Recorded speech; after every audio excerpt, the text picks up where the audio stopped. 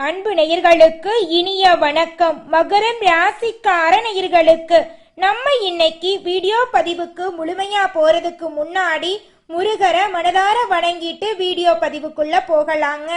ஓம் முருகா போற்றி, ஓம் முருகா போற்றி, ஓம் முருகா போற்றி.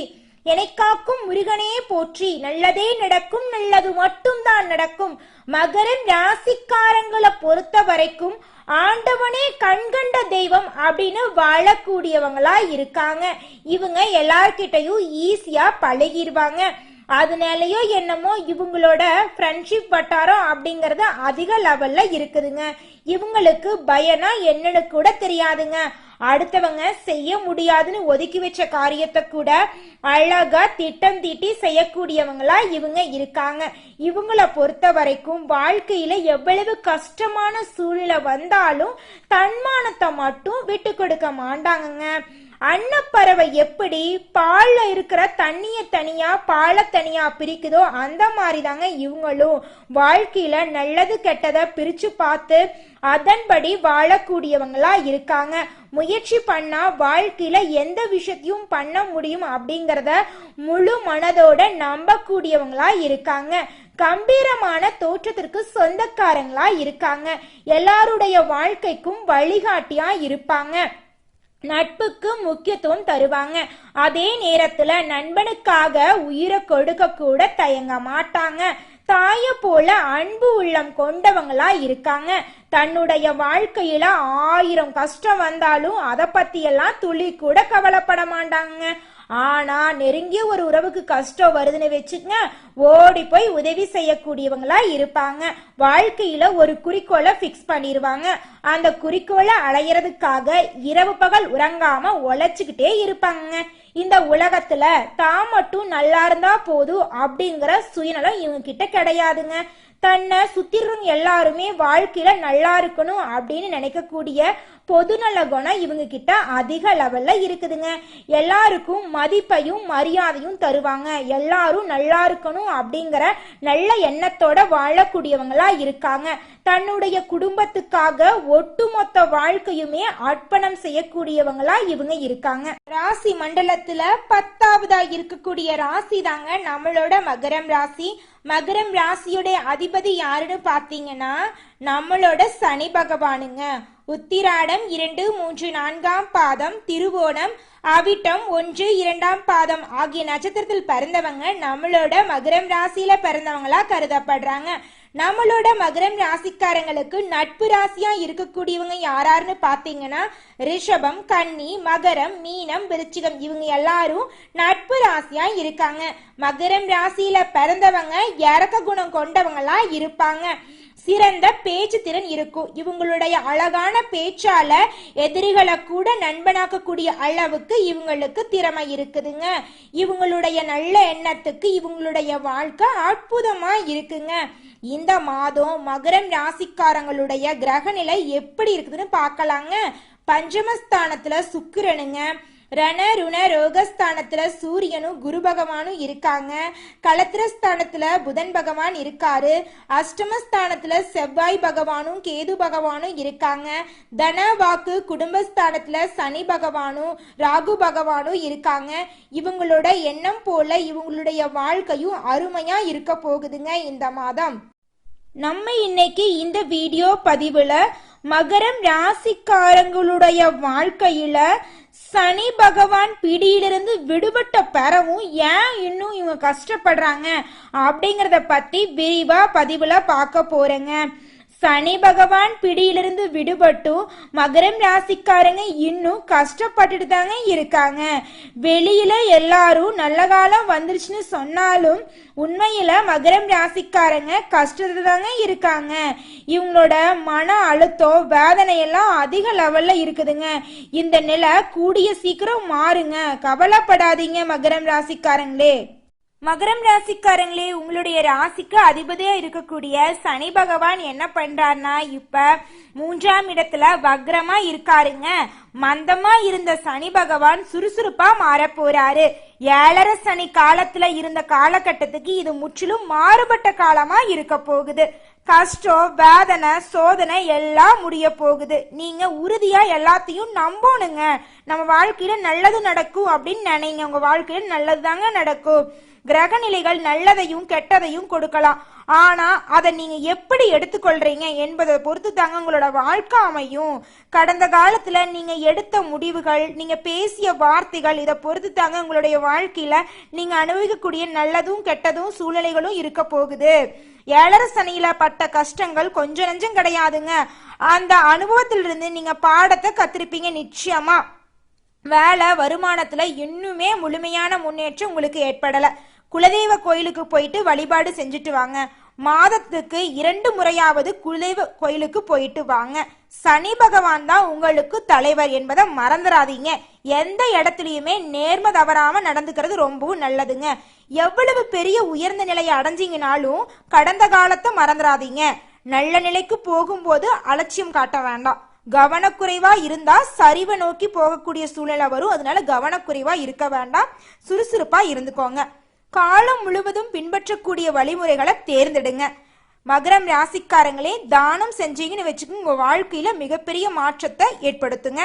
துப்புரவு பணியாளர்கள், உடல் ஊனமுற்றோர்கள், நடக்க முடியாம கஷ்டப்படுறவங்களுக்கு எல்லாத்துக்கும் உதவி செய்யுங்க. உங்க வாழ்க்கை அருமையா இருக்கும். சனி பகவான் நினைச்சா மிகப்பெரிய உச்சத்துல கொண்டு போய் உட்கார வைப்பாருங்க. அவரோட விதிமுறைகளை சரியா பின்பற்றுங்க. உங்களோட சுயஜாதகத்துல சனி பகவான் எப்படி இருக்கார் அப்படிங்கறத பொறுத்து தான் உங்களோட வாழ்க்கை அமையும். உங்களோட சுயஜாதகத்தை அமைப்பு எப்படி இருக்குதோ அதற்கான வாழ்க்கை முறைகளை நிச்சயமா நடந்துகிட்டு தாங்க இருக்கும். திருமணம் தாமதமா நடக்கணும்னா தாமதமா தான் நடக்கும். உங்க வாழ்க்கையில வேலை இழுப்பறியா இருக்குன்னா இழுப்பறியா தான் இருக்கும். பணம் தண்ணி மாதிரி செலவாகும். இதெல்லாம் உங்க சுயஜாதகத்துல என்ன இருக்கோ அதுதாங்க, அதன்படி தாங்க நடக்கும்.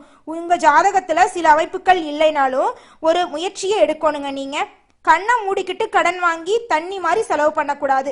எந்த இடத்துல கடன் வாங்கணும் அப்படிங்கறத யோசிச்சு நிதானமா நீங்க தான் முடிவு பண்ணிக்கணும். மகரம் ராசிக்காரங்களே, நீங்க 4 திசையிலும் கவனமா இருக்கணும்.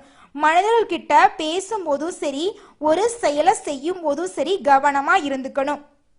வேலை தொழில் சார்ந்த விஷயங்கள்ல கவனமா இருக்கணும். தனிமட்ட வாழ்க்கையிலும் கவனமா இருக்கணும். உங்களை சுத்தி இருக்கும் நபர் யாரு, அவங்க உங்ககிட்ட என்ன எதிர்பார்க்கறாங்க, யார் உண்மையான அன்பு பாசத்தோட இருக்காங்க அப்படிங்கறத நீங்க கவனிக்கணுங்க.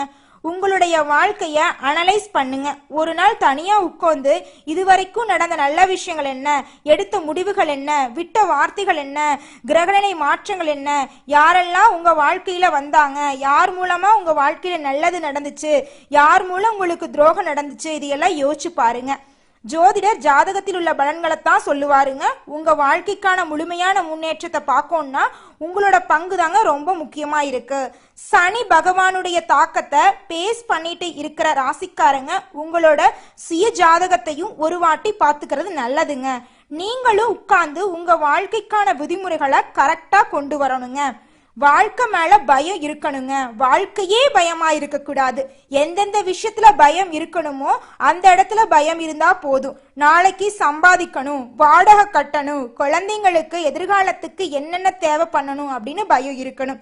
குடும்பத்துக்கு என்ன பிரச்சனை வந்தாலும் நம்ம அதை தீர்த்து வைக்கணும் அப்படிங்கிற இடத்துல உங்களுக்கு பயம் இருக்கணும்.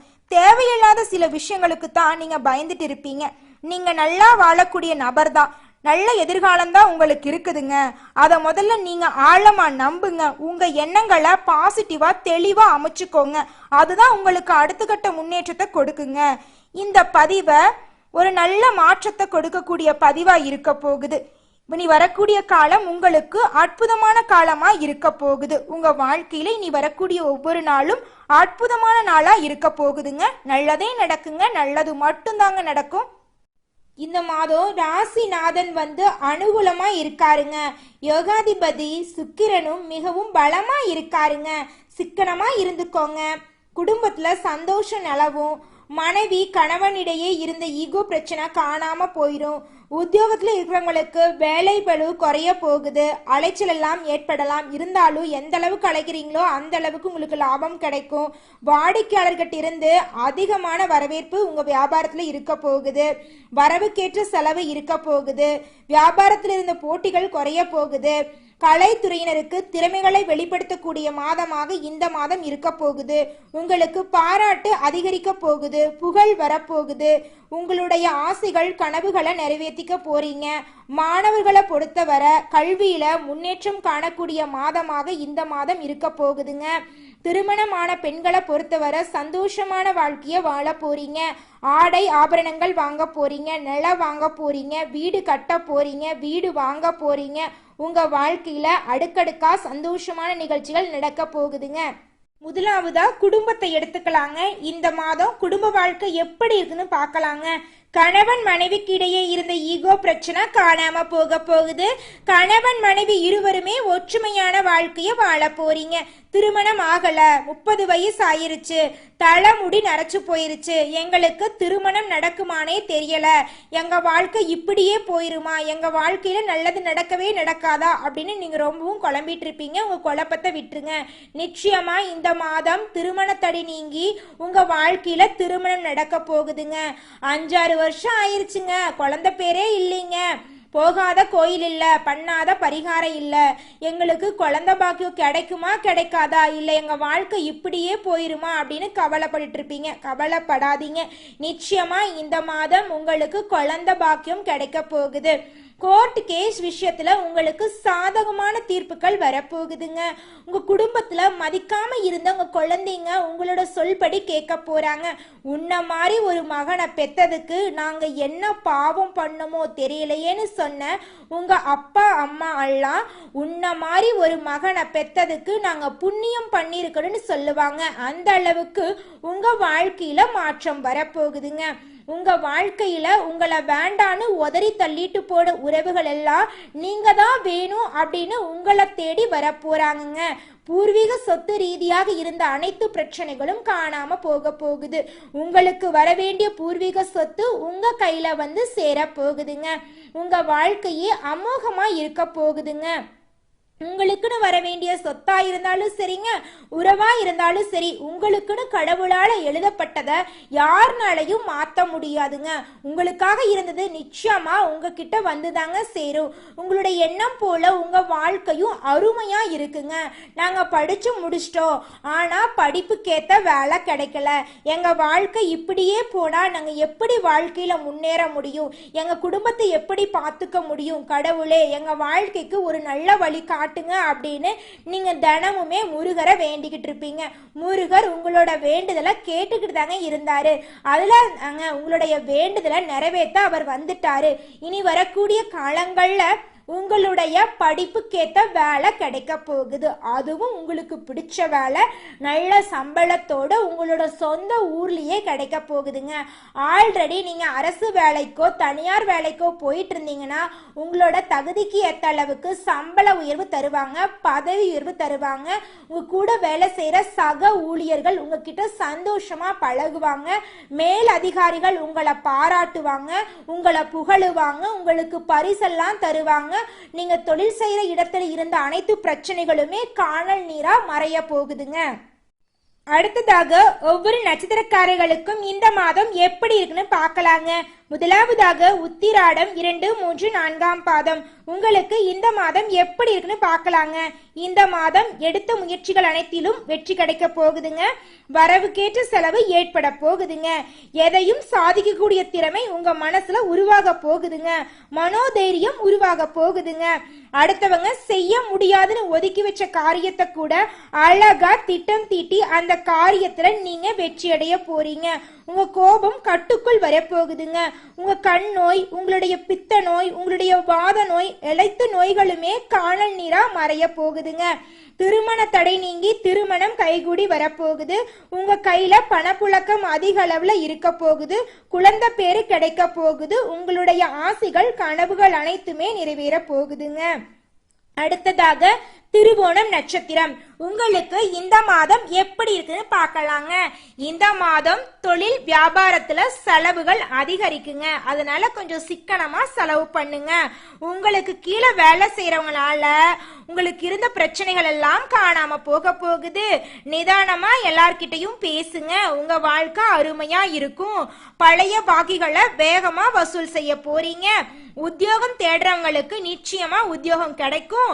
அலுவலகத்துல இருக்க சக ஊழியர்கள் உங்ககிட்ட அனுசரிச்சு நடந்துக்க போறாங்க. மேல் அதிகாரிகள் கிட்ட பேசும்போது கவனமா பேசுங்க. நீங்க எந்த இடத்துல இருக்கீங்க, யார்கிட்ட என்ன பேசுறோம் அப்படிங்கறத 1க்கு 2 முறை ஆலோசனை பண்ணிட்டு பேசுங்க. ஒரு செயலை செய்யும் போதும் அப்படிதான், இந்த செயலை செஞ்சா நம்மளுக்கு ஏதாவது பிரச்சனை வருமா, நம்மள சுத்தி இருக்கிறவங்களுக்கு ஏதாவது பிரச்சனை வருமானு ஆலோசனை பண்ணிட்டு செயல்படுங்க. உங்க வாழ்க்கை அருமையா இருக்குங்க. அடுத்ததாக அவிட்டம் 1, 2ஆம் பாதம். உங்களுக்கு இந்த மாதம் எப்படி இருக்குன்னு பார்க்கலாங்க. இந்த மாதம் கணவன் மனைவிக்கிடையே இருந்த வாக்குவாதம் காணாம போக போகுது. கவனமா பேசுனீங்கன்னா கணவன் மனைவி இருவருமே நெருக்கமா வாழுவீங்க. உங்களுடைய ஆரோக்கியம் சிறப்பா இருக்க போகுதுங்க. ஆசைகள் கனவுகள் அனைத்தும் நிறைவேற போகுதுங்க. வீடு வாங்க போறீங்க, நகை வாங்க போறீங்க, நிலம் வாங்க போறீங்க. உங்களுடைய கனவுகள் அனைத்துமே படிப்படியா நிறைவேற போகுது. உங்க வாழ்க்கையில மேலும் நல்லதெல்லாம் நடக்க உங்க வீட்டுக்கு பக்கத்துல இருக்கக்கூடிய சிவன் கோயிலுக்கு சனிக்கிழமை தோறும் போயிட்டு வாங்க. சிவபெருமான மனசுல நினைச்சாவே போதுங்க, உங்க வாழ்க்கையில நல்லது மட்டும் தாங்க நடக்கும். ஓம் சிவபெருமானே போற்றி, ஓம் சிவபெருமானே போற்றி, ஓம் சிவபெருமானே போற்றி. நன்றி, வணக்கம்.